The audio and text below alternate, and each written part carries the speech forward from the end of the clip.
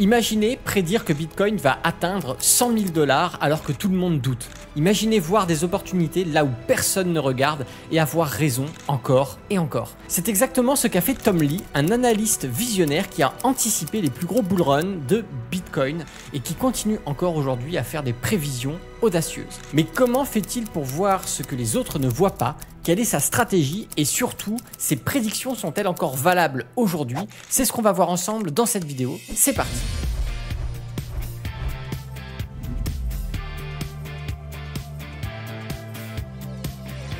Bonjour à tous et bienvenue sur la chaîne Alex Trading. Aujourd'hui, on va parler de l'un des analystes crypto les plus controversés et les plus brillants, Tom Lee. Il est connu pour ses prévisions ultra haussières sur Bitcoin notamment et surtout pour avoir prédit les bull runs de 2017 et 2021. Mais ce qui est fascinant, c'est que même quand tout le monde pense que Bitcoin va s'effondrer, lui continue de voir un avenir radieux pour la crypto.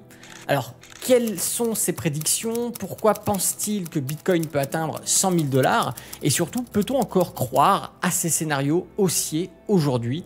Restez bien jusqu'à la fin car je vais vous révéler les 3 indicateurs clés qu'il utilise pour ses prédictions et comment vous allez les appliquer à votre propre analyse.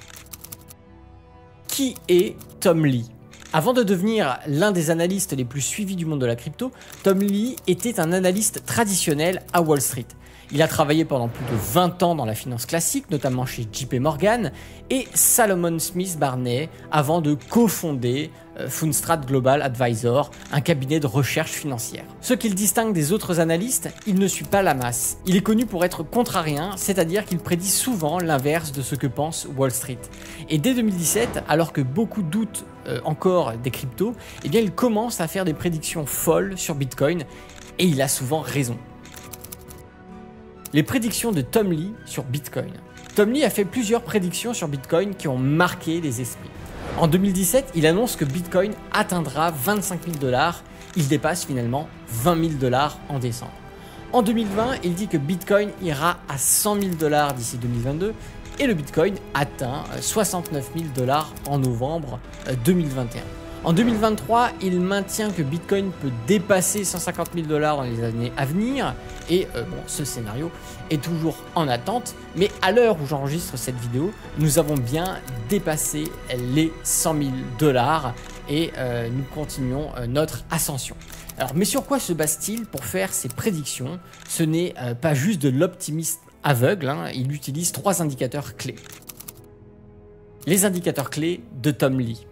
Tom Lee ne fait pas ses prévisions au hasard, il utilise 3 grands indicateurs pour évaluer la direction du marché crypto. Premièrement, il utilise la relation entre Bitcoin et le SP500.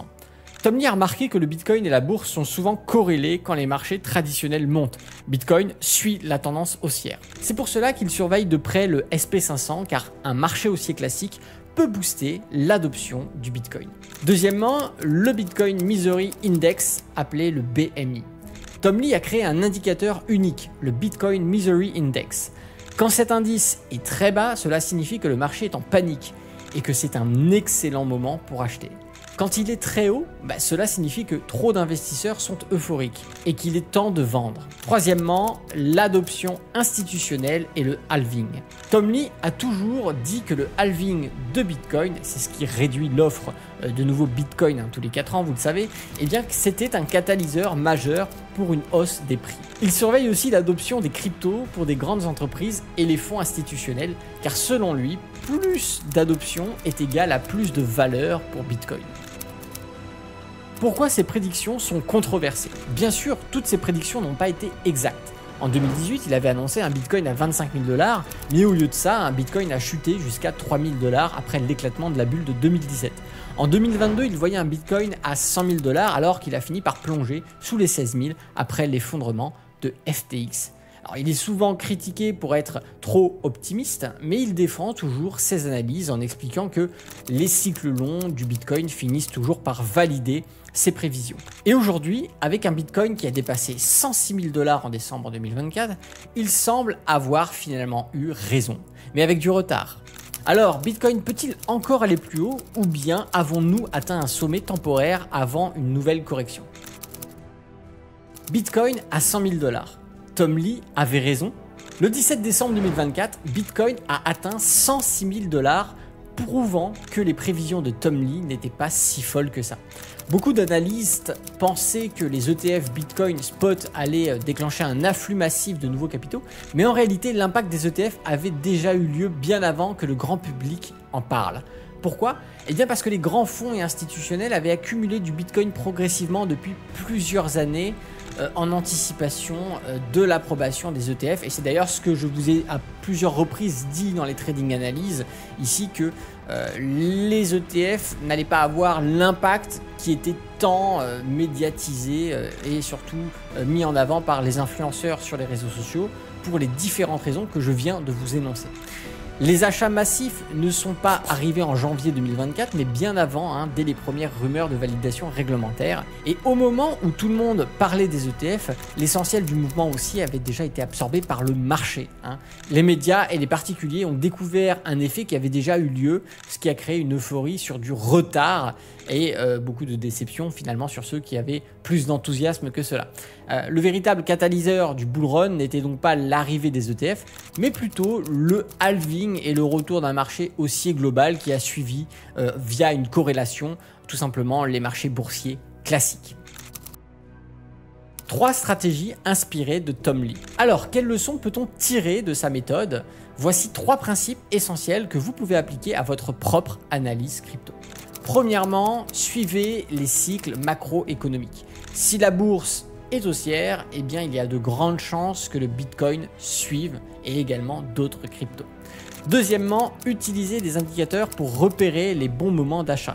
Des outils comme le Bitcoin Misery Index ou le Fear and Greed Index peuvent par exemple aider à identifier les zones de panique et d'euphorie, ce qui permet de comprendre quels sont les meilleurs moments pour potentiellement chercher des points d'entrée à l'achat ou au contraire des points de sortie pour vendre. Troisièmement, ne misez pas tout sur une seule prévision.